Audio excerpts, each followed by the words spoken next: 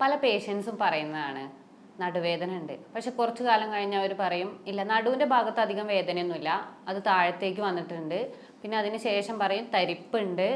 അതിങ്ങനെ ദിവസങ്ങൾ കൂടുന്നതിനനുസരിച്ച് അല്ലെങ്കിൽ മാസങ്ങൾ മാറുന്നതിനനുസരിച്ച് വേദനയും താഴേക്ക് വരുന്നു. അപ്പോൾ അവർ വിചാരിക്കും ഓട്ടോമാറ്റിക്കലി ഓക്കെ അത് വേദന കുറഞ്ഞു പോവുകയാണ്.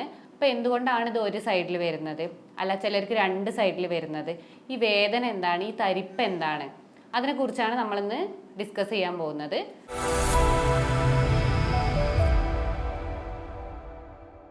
ഞാൻ doctor Gopika, doctor Basil's homeo hospital, Pandikkad, Malappuram ജില്ല. അപ്പം ഇന്ന് നമ്മൾ തുടക്കത്തിൽ പറയാൻ പോകുന്നത് എന്താണ് നട്ടെല്ല്, നട്ടെല്ലിൻ്റെ ഓരോ ഭാഗങ്ങൾ എന്താണെന്ന്. അപ്പോൾ നട്ടെല്ല് ഉണ്ടാക്കിയിരിക്കുന്നതെന്ന് പറഞ്ഞാൽ കശേരുക്കൾ കൊണ്ടാണ്. കശേരുക്കളുടെ ഫോട്ടോ ആണ് ഇപ്പോൾ ചിത്രത്തിൽ കാണുന്നത്. അതിനെന്ന് പറഞ്ഞാൽ 3 കൊമ്പ് പോലെയുള്ള ഒരു ഭാഗങ്ങളും ഉണ്ട്, അതുപോലെ തന്നെ ഇതുപോലെ ഒരു ഡിസ്ക് ഭാഗം ഉണ്ടായിരിക്കും. ആ ഡിസ്ക് ഭാഗത്തെ മാത്രമാണ് നമുക്ക് ബാക്കിൽ തൊടുന്ന സമയത്ത് അനുഭവപ്പെടുന്നത്. മറ്റു 2 ഉള്ളോട്ടുള്ള ഭാഗങ്ങളാണ്. അപ്പോൾ ഈ റൗണ്ടിലുള്ള ഭാഗത്ത് അതിൻ്റെ പുറത്ത് ആനുലാർ എന്ന് പറഞ്ഞൊരു ഭാഗം, ഉള്ളിൽ ന്യൂക്ലിയസ് ബൾബോസസ് എന്നുള്ള ഭാഗമാണുള്ളത്. ഈ 2 ഭാഗവും പിന്നെ പ്രോസസ്സുകളാണ്, സ്പൈനസ് പ്രോസസ്സുകൾ. അതാണ് നമുക്ക് പുറത്തേക്ക് ഉദ്ദേശിക്കുന്നത് ശരീരത്തിൻ്റെ ഉള്ളിലോട്ടാണ് അതുള്ളത്. അത് നമുക്ക് എന്തായാലും തൊടുന്ന രീതിയിൽ അനുഭവിക്കാൻ കഴിയില്ല. അപ്പോൾ ഈ ഡിസ്ക് ബൾജിങ്, ഡിസ്ക് പ്രൊലാപ്സ്, ഇതൊക്കെ എന്താണെന്ന് നോക്കാം. നമ്മൾ വിചാരിക്കും ഇത് മൊത്തത്തിൽ ഇങ്ങോട്ട് തള്ളി വരികയാണ്. അല്ല, ഈ ഒരു ആനുലാർ പുറത്ത് കാണുന്ന ആ ഒരു ആനുലാർ ഭാഗത്തിന് എന്തെങ്കിലും ഒരു രീതിയിലുള്ള വിള്ളൽ, എന്തെങ്കിലും ഒരു ടിയർ സംഭവിച്ചു കഴിഞ്ഞാൽ അതിൻ്റെ ഉള്ളിലുള്ള ന്യൂക്ലിയസ് പുറത്തേക്ക് വരും. ആ ഒരു പാർട്ടിനെയാണ് നമ്മൾ ഡിസ്ക് പ്രൊലാപ്സ് എന്ന് പറയാം. അപ്പോൾ ഇത് കാരണം നമുക്ക് എന്തൊക്കെ ബുദ്ധിമുട്ടുകളാണ് ഉണ്ടാവുക എന്നാണ് നോക്കുന്നത്. അപ്പോൾ ഈ എന്ത് സാധനമായാലും അതിൻ്റെ നോർമൽ കൺസിസ്റ്റൻസി അതുപോലെ തന്നെ ഉള്ള സ്ഥലത്ത് നിന്ന് മാറുന്നതിനനുസരിച്ച് നമുക്ക് ബുദ്ധിമുട്ടുകൾ ഉണ്ടാവും. അപ്പോൾ നമ്മുടെ ചെറിയൊരു ശരീരത്തിൻ്റെ ഏത് ഭാഗത്തായാലും ചെറിയൊരു മുറിവ് വീണ് കഴിഞ്ഞാൽ ഒരു വേദന ഉണ്ടായിരിക്കും. നട്ടെല്ലിൻ്റെ കശേരുക്കളുടെ ഉള്ളിലുള്ള ന്യൂക്ലിയസ് ബൾബോസസ് പുറത്തേക്ക് വരുന്ന സമയത്ത്, എന്തെങ്കിലും ടിയർ ഉണ്ടാകുന്ന സമയത്ത്, പുറത്തേക്ക് വരുന്ന സമയത്ത് ശരീരത്തിന് എന്ന് പറഞ്ഞാൽ അത് ഇതുവരെ കശേരുക്കളുടെ ഉള്ളിലുണ്ടായിരുന്ന ഒരു സാധനമാണ്. അപ്പോൾ പുറത്തേക്ക് വരുമ്പോൾ അത് ശരീരത്തിന് ആവശ്യമില്ലാത്ത ഒരു ഫോറിൻ ബോഡിയാണ്, പുറത്തുനിന്നുള്ള ഒരു സാധനമാണ്. പുറത്തുനിന്നുള്ള ഏതൊരു ശരീരത്തിന് ആവശ്യമല്ലാത്ത ഏതൊരു സാധനം ശരീരത്തിൽ എത്തിക്കഴിഞ്ഞാലും ശരീരം അതിനനുസരിച്ച് ഓരോ ലക്ഷണങ്ങൾ കാണിക്കൽ തുടങ്ങും. ആദ്യം ചിലപ്പോൾ ഒരു വീക്കായിരിക്കും കാണിക്കുക, അതിനുശേഷം നീർക്കെട്ട് പോലെ കാണിക്കും, പിന്നെ വേദന ഉണ്ടാവും, ആ ഭാഗത്ത് തൊടുന്ന സമയത്ത് നല്ലൊരു ചൂടും ഉണ്ടായിരിക്കും. ഈ രീതിയിലുള്ള കാര്യങ്ങളാണ് നമുക്ക് കാണാൻ കഴിയാം. അപ്പോൾ ഈ സമയത്താണ് നമുക്ക് വേദനയും ബുദ്ധിമുട്ടും വരിക. ചെറിയ രീതിയിൽ പുറത്ത് വന്നു കഴിഞ്ഞാൽ ജസ്റ്റ് സ്കിന്നിൽ തട്ടിയിട്ട് അല്ലെങ്കിൽ പുറത്തുള്ള ശരീരം അല്ലാതെ ആനുലാർ ടിയറിൽ മാത്രമാണ് അത് ഒതുങ്ങി നിൽക്കുന്നത് വിചാരിച്ചാൽ നമുക്കൊരു ബുദ്ധിമുട്ടുകളും ഉണ്ടാവില്ല. പുറത്തേക്ക് വന്നതിന് ശേഷം മാത്രമാണ് ബുദ്ധിമുട്ടുണ്ടാവുക. കാരണം ശരീരം അത് പുറത്തുള്ള സാധനമാണ് തിരിച്ചറിഞ്ഞാൽ മാത്രം. അപ്പോൾ ഇതിന് ശേഷം ഓരോ ലക്ഷണങ്ങൾ കാണിച്ചു തുടങ്ങും. ഇത് നമ്മൾ ആ സമയത്തും ട്രീറ്റ് ചെയ്തില്ല, ഓക്കെ എക്സസൈസ് ഒന്നും ചെയ്തില്ല, മൈൻഡ് ആക്കാതെ പോവുകയാണ്, നമ്മളിപ്പോൾ എടുക്കുന്ന ജോലികൾ വീണ്ടും കൂടുതലായിട്ട് എടുക്കുകയാണെന്നുണ്ടെങ്കിൽ അത് കൂടുതൽ വിള്ളൽ പോലെ സംഭവിക്കാനും പുറത്തേക്ക് കൂടുതലായിട്ട് വരാനുള്ള ചാൻസ് കൂടുതലാണ്. അപ്പോൾ ഈ സമയത്ത് നമ്മൾ അതിനനുസരിച്ചുള്ള എല്ലാവിധ ട്രീറ്റ്മെൻറ്റും നടത്തണം. ഇനി ഇത് കൂടുതലായിട്ട് പുറത്ത് വന്നു കഴിഞ്ഞാൽ ഏത് സൈഡിലാണോ ഈ ടിയർ സംഭവിച്ചത്, ഏത് സൈഡിലാണോ ഇത് പുറത്തേക്ക് വന്നത്, ആ ഭാഗത്തുള്ള നാഡികൾക്ക് അമർച്ച ഉണ്ടാവും. വലത് ഭാഗത്തേക്കാണ് കൂടുതലായിട്ട് അത് പുറത്തേക്ക് വന്നതെന്നുണ്ടെങ്കിൽ വലത് ഭാഗത്തുള്ള നാഡികളിൽ ഭയങ്കരമായിട്ടുള്ള അമർച്ചയും അതുപോലെ തന്നെ ആ ഭാഗത്തേക്കുള്ള എല്ലാവിധ നാഡികളിലൂടെയുള്ള എല്ലാ ഇമ്പൾസും സ്റ്റോപ്പ് ആവുകയും ചെയ്യും. പെട്ടെന്ന് തന്നെ സംഭവിക്കുന്ന ഒരു കാര്യമല്ല ഇത്, കാലക്രമേണ നമുക്ക് ഉണ്ടാകുന്ന മാറ്റങ്ങളെയാണ് പറയുന്നത്. അതേപോലെ ഇടതുഭാഗത്താണെന്നുണ്ടെങ്കിൽ ഇടതുഭാഗത്തേക്കുള്ള ഒരു അമർച്ച ഉണ്ടാവും. ഇപ്പം ഏത് സാധനമാണെങ്കിലും ഒരു എന്തെങ്കിലും പുറത്ത് വന്നു കഴിഞ്ഞാൽ അല്ലെങ്കിൽ എന്തെങ്കിലും ഒരു കയറിൽ ഇപ്പോൾ നമ്മളിങ്ങനെ ജസ്റ്റ് ഒന്ന് അമർത്തി കഴിഞ്ഞാൽ അവിടുന്ന് അങ്ങോട്ടുള്ള സപ്ലൈ അങ്ങനെ ചിന്തിച്ചാൽ മതി. കാരണം ആ ഭാഗത്ത് നിന്ന് തുടർച്ചയായിട്ടുള്ള എല്ലാ സപ്ലൈകളും സ്റ്റോപ്പ് ആവുകയാണ് ചെയ്യുന്നത്. അല്ല ടിയർ 2 സൈഡിൽ സംഭവിച്ചു, അപ്പോൾ 2 സൈഡിക്കും ഈ ന്യൂക്ലിയസ് ഉള്ളിലുള്ള ന്യൂക്ലിയസ് പുറത്തേക്ക് വന്ന് ഡിസ്ക് പ്രൊലാപ്സ് സംഭവിച്ചിട്ടുണ്ടെന്നുണ്ടെങ്കിൽ നിങ്ങൾക്ക് 2 കാലിനും ബുദ്ധിമുട്ടുകൾ ഉണ്ടാവും. ഈ രീതിയിലാണ് വരിക. അപ്പോൾ ഇതിനെ നമ്മൾ പറയുന്ന പേരാണ് ഷിയാറ്റിക്ക. ഷിയാറ്റിക്ക എന്ന് പറഞ്ഞു കഴിഞ്ഞാൽ ഇങ്ങനെ പുറത്ത് വന്നു കഴിഞ്ഞാൽ ഡിസ്ക് പ്രൊലാപ്സ് സംഭവിച്ചു കഴിഞ്ഞാൽ മെയിനായിട്ടുള്ള ഒരു നാഡിയുണ്ട്, ഷിയാറ്റിക് നെർവ്. ഈ ഷിയാറ്റിക് നെർവിനാണ് ഈ ഒരു അമർച്ച സംഭവിക്കുക മെയിനായിട്ട്. അതിൻ്റെ അതുപോലെ തന്നെ അതിൻ്റെ സബ് നാഡികൾ അവിടുന്ന് പോകുന്നുണ്ട്. അവിടേക്കുള്ള എല്ലാ ഇമ്പൾസുകളും സ്റ്റോപ്പ് ആവും. അപ്പോൾ ഈ ഒരു സമയത്ത് ഇതിന് വരുന്ന വേദന അല്ലെങ്കിൽ തരിപ്പിനെയാണ് നമ്മൾ പറയുക ഷിയാറ്റിക്ക എന്നുള്ളത്. അപ്പോൾ ഈ ഷിയാറ്റിക്ക 3 സ്ഥലത്താണ് മെയിനായിട്ട് ഉണ്ടാവുക. ആ ഡിസ്ക് എവിടെയാണോ പ്രൊലാപ്സ് ചെയ്ത് ആ ഭാഗത്തൊരു വേദന ഉണ്ടാവും.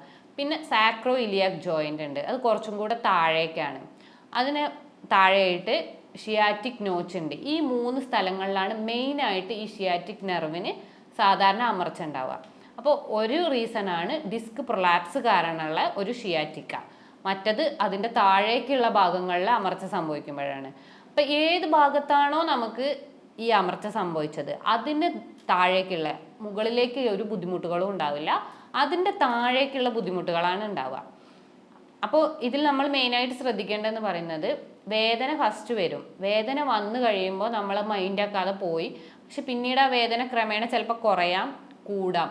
പക്ഷേ തരിപ്പായിരിക്കും നെക്സ്റ്റ് ഒരു സ്റ്റേജിൽ വരിക.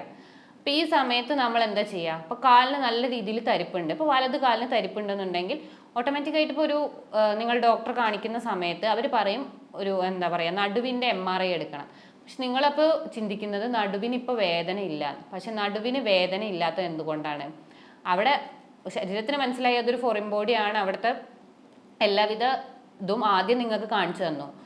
നീർക്കെട്ടുണ്ടായി, വേദന ഉണ്ടായി. പക്ഷെ ഓട്ടോമാറ്റിക്കായിട്ട് കൂടുതലായിട്ട് പുറത്ത് വരുമ്പോൾ പിന്നെ അങ്ങനത്തെ ലക്ഷണങ്ങൾ കുറയുകയും അത് കാരണം ഉണ്ടാകുന്ന കോംപ്ലിക്കേഷനായ തരിപ്പാണ് വരുന്നത്. അപ്പോൾ ഈ ഒരു സമയത്ത് തരിപ്പ് മാത്രം ഉണ്ടാകുമ്പോൾ എവിടെയാണ് ഈ സ്റ്റാർട്ടിങ് എന്നാണ് നമ്മൾ കണ്ടുപിടിക്കേണ്ടത്. അല്ലാതെ തരിപ്പുള്ള സ്ഥലത്ത് നിങ്ങൾക്കൊരു ബുദ്ധിമുട്ടും ഉണ്ടാവില്ല. അപ്പോൾ അത് എവിടുന്ന് വന്നു എന്താണെന്ന് നോക്കണമെങ്കിൽ നമ്മൾ നട്ടെല്ലിൻ്റെ എന്തായാലും MRI എടുത്ത് നോക്കണം. അതുകൊണ്ടാണ് ഇങ്ങനെയുള്ളൊരു സജഷൻ പറയുന്നത്. അപ്പോൾ അത് എടുത്ത് നോക്കിയിട്ട് എവിടെയാണ് എന്താ ബുദ്ധിമുട്ടെന്ന് കണ്ടെത്തിയതിന് ശേഷം മാത്രമേ നിങ്ങളൊരു ട്രീറ്റ്മെൻറ്റ് നടത്താൻ പാടൂ. പിന്നെ ഇനി എന്തൊക്കെയാണ് അതിൻ്റെ മെയിൻ ബുദ്ധിമുട്ടുകളായിട്ട് നമുക്ക് കാണാമെന്ന് നോക്കാം. അപ്പോൾ മെയിനായിട്ടുള്ള ബുദ്ധിമുട്ട് നമുക്ക് ജസ്റ്റ് രാവിലെ നീക്കുമ്പോൾ തന്നെ നല്ല രീതിയിലുള്ള വേദന ഉണ്ടാവും. കാലിനൊരു ബലമില്ലാത്ത പോലെ, ഇപ്പോൾ വെക്കുന്ന സമയത്താണെങ്കിൽ കാൽ നിലത്ത് വെച്ചു എന്നുള്ളത് ഒരു തോന്നാത്തൊരവസ്ഥ ഉണ്ടാവും. അതുപോലെ തന്നെ നല്ല രീതിയിലുള്ള തരിപ്പും ഉണ്ടാവും, മരവിപ്പും ഉണ്ടായിരിക്കും. പിന്നെ ഈവൺ ഒന്ന് ചുമയ്ക്കുക, തുമ്മുക, ഈ സമയത്ത് വരെ നല്ല രീതിയിൽ വേദന കൂടുന്നതായിട്ട് അനുഭവപ്പെടും. കാരണം ആ സമയത്തൊക്കെ വീണ്ടും അവിടെ ഒരു അമർച്ച വരും, തരിപ്പൊക്കെ കൂടാനുള്ള ചാൻസ് കൂടുതലാണ്. ജസ്റ്റ് ഒന്ന് കാല് തൂക്കിയിടാൻ പോലും പറ്റില്ല എന്ന് അങ്ങനെയുള്ള പേഷ്യൻസ് പറയുന്നേക്കാം. കാരണം ഈ രീതിയിൽ അപ്പം ചുട്ട് നീറുന്ന പോലെ, ഇതൊക്കെ ഷിയാറ്റിക്കയുടെ ഓരോ ലക്ഷണങ്ങളാണ്. അപ്പോൾ ഇത് കറക്റ്റായിട്ട് ഉണ്ടെന്നുണ്ടെങ്കിൽ നിങ്ങൾ കറക്റ്റായിട്ടൊരു ഡോക്ടറെ കൺസൾട്ട് ചെയ്യേണ്ടതാണ്. അതുപോലെ തന്നെ മെയിനായിട്ട് ഷിയാറ്റിക്ക വരാറ് ഒരു സൈഡിലാണ്. ഇപ്പോൾ വലത് ഭാഗത്താണ് ആനുലാർ ടിയർ സംഭവിച്ചതെന്നുണ്ടെങ്കിൽ ആ വലത് ഭാഗത്ത് ബുദ്ധിമുട്ടുണ്ടാവും, ഇല്ലെങ്കിൽ ഇടത് ഭാഗത്ത്. രണ്ടും കൂടെ വരൽ അപൂർവമായിട്ടാണ് കാണാറ്, പക്ഷെ ചിലരിൽ ഉണ്ടാവാറുണ്ട്. പിന്നെ ഇതെന്തുകൊണ്ടാണ് ഉണ്ടാകുന്നത്? ഇപ്പോൾ ഹെവി ആയിട്ട് ലിഫ്റ്റൊക്കെ പൊന്തിക്കുന്നവരിൽ ഈ ന്യൂക്ലിയസ് ബൾബോസസ് പുറത്ത് വരാനുള്ള ചാൻസ് വളരെ കൂടുതലാണ്. പുറത്തുള്ള ആനുലാർ ഭാഗത്തിന് പെട്ടെന്ന് ടിയർ സംഭവിക്കും. അപ്പോൾ നമ്മളായാലും ഒരു പേപ്പറിന് മാക്സിമം പ്രഷർ കൊടുത്തു കഴിഞ്ഞാൽ അത് കീറാനുള്ള ചാൻസ് കൂടുതലാണ്. അതുപോലെ തന്നെ ശരീരത്തിലെ എല്ലാ ഭാഗത്തിനും അതിൻ്റെതായ ഒരു പ്രിഫറൻസ് നമ്മൾ കൊടുക്കണം. അപ്പോൾ ബോഡിയാണെന്ന് വിചാരിച്ച് നമ്മൾ ഹെവി ലിഫ്റ്റ് ചെയ്യുകയാണെന്നുണ്ടെങ്കിൽ അത് ബുദ്ധിമുട്ടുകൾ ഉണ്ടാക്കുകയുള്ളൂ. അതുപോലെ തന്നെ എന്തെങ്കിലും ആക്സിഡൻ്റ് ഒക്കെ സംഭവിച്ചു കഴിഞ്ഞാൽ ആ പെട്ടെന്നുള്ള എന്തെങ്കിലും ആക്സിഡൻറ്റിൽ എന്തെങ്കിലും ഒരു ടിയർ വന്നിട്ടുണ്ടെന്നുണ്ടെങ്കിൽ ജസ്റ്റ് ചിലപ്പോൾ അപ്പം നമുക്കൊരു ബുദ്ധിമുട്ടും ഉണ്ടായിക്കൊള്ളുന്നില്ല. പക്ഷെ ക്രമേണ എപ്പോഴാണോ ആ ന്യൂക്ലിയസ് ബൾബോസസ് പുറത്തേക്ക് വരുന്നത് ആ സമയത്ത് മാത്രമേ ബുദ്ധിമുട്ടുണ്ടാവൂ. അപ്പോൾ ഇത് കറക്റ്റായിട്ട് നിങ്ങൾ ആ വേദന വരുന്ന സമയത്ത് തന്നെ നല്ല രീതിയിൽ ട്രീറ്റ്മെൻറ്റ് എടുക്കുക. എന്നാൽ മാത്രം നിങ്ങൾക്കൊരു ശാശ്വതമായ പരിഹാരം കിട്ടും. അപ്പോൾ ഇതിനിങ്ങ എന്തൊക്കെ ട്രീറ്റ്മെൻറ്റ് നമുക്ക് നോക്കാം. ട്രീറ്റ്മെൻറ്റ് എന്ന് പറഞ്ഞാൽ വീട്ടിൽ നിന്ന് നിങ്ങൾക്ക് ചെയ്യാവുന്ന എക്സസൈസുകളാണ് മെയിനായിട്ട് പറയുന്നത്. എക്സസൈസ് ചെയ്ത് കഴിഞ്ഞാൽ തന്നെ നിങ്ങൾക്ക് ഒരു പരിധി വരെ അത് നിയന്ത്രിക്കാൻ പറ്റും. പക്ഷേ എക്സസൈസ് കൊണ്ട് മാത്രം പറ്റില്ല. കാരണം അവിടുത്തെ നീർക്കെട്ടും ബുദ്ധിമുട്ടുകളൊക്കെ കുറയണമെന്നുണ്ടെങ്കിൽ നിങ്ങൾ മെഡിസിൻ എടുക്കേണ്ടത് അത്യാവശ്യമാണ്. ഇപ്പോൾ എക്സസൈസ് എന്ന് പറയുന്നത് വേദന അധികമായി നിൽക്കുന്ന സമയത്ത് നിങ്ങൾ ഒരിക്കലും ചെയ്യാൻ പാടില്ല. വേദന ചെറിയ രീതിയിൽ കുറഞ്ഞതിന് ശേഷം തരിപ്പ് ഉണ്ടെന്നുണ്ടെങ്കിൽ നിങ്ങൾക്ക് എക്സസൈസ് ചെയ്യാം. കാരണം തരിപ്പും ബുദ്ധിമുട്ടുകൾ കുറയാൻ എക്സസൈസ് നല്ല രീതിയിലൊരു കാരണമാവുന്നുണ്ട്.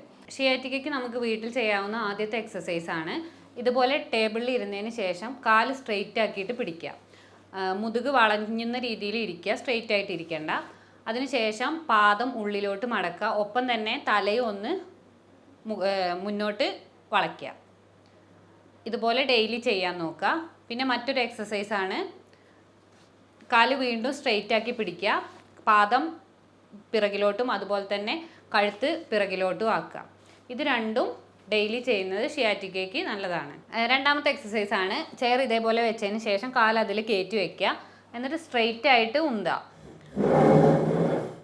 ഇത് ഒരു 10-20 തവണ ആവർത്തിച്ച് ചെയ്യുക. ഇത് ഷിയാറ്റിക്കയ്ക്ക് വളരെ നല്ലതാണ്. ദിവസേന ആവർത്തിക്കുന്നത് ആ വേദനയും അതുപോലെ തന്നെ തരിപ്പും ഒക്കെ കുറയുന്നതിന് കാരണമാകും. അപ്പോൾ വേദന ഇല്ലാത്ത സമയത്ത് ഇത്തരം എക്സസൈസുകൾ ചെയ്യാൻ നോക്കുക. ഞങ്ങളുടെ ഹോമിയോപ്പതി ചികിത്സയിൽ ഒരു രോഗിയുടെ ശാരീരികവും മാനസികവുമായ എല്ലാ ലക്ഷണങ്ങളും കണക്കിലെടുത്ത് രോഗകാരണങ്ങളും കണക്കിലെടുത്തതിന് ശേഷം ഞങ്ങൾ ചികിത്സ നടത്തുന്നത്. ഒരു യൂറോപ്യൻ നിർമ്മിതമായ സോഫ്റ്റ്വെയറിൻ്റെ സഹായത്തോടെ രോഗനിർണയവും മരുന്ന് നിർണയവും നടത്തിയതിന് ശേഷം ഹോമിയോപ്പതിയുടെ ജന്മനാടായ ജർമ്മനിയിൽ നിന്നും പൊട്ടൻസി മരുന്നുകളാണ് നമ്മൾ ഉപയോഗിക്കുന്നത്. ഇത് ഉപയോഗിച്ചാണ് നമ്മൾ ചികിത്സ നടത്തുന്നത്. അപ്പോൾ നിങ്ങൾക്ക് നേരിട്ട് വരാൻ ബുദ്ധിമുട്ടാണെന്നുണ്ടെങ്കിൽ നിങ്ങൾക്ക് ഓൺലൈൻ വഴി എന്നെ കോൺടാക്റ്റ് ചെയ്ത് കഴിഞ്ഞാൽ നിങ്ങൾക്ക് മെഡിസിൻ വീട്ടിലെത്തിക്കും.